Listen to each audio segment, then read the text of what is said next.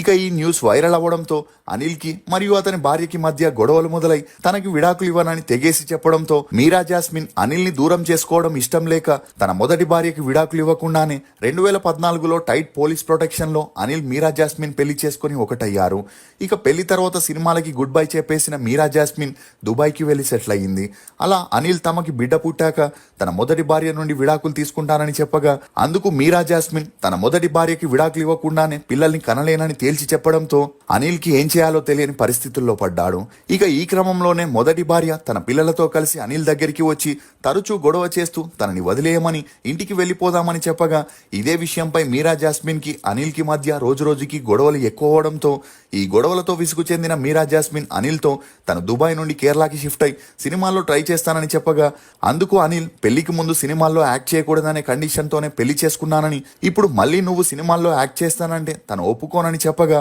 అందుకు మీరా జాస్మిన్ వినకపోవడంతో అప్పటి నుండి అనిల్ ఎక్కువగా మొదటి భార్య పిల్లలతోనే ఉంటూ వచ్చాడు.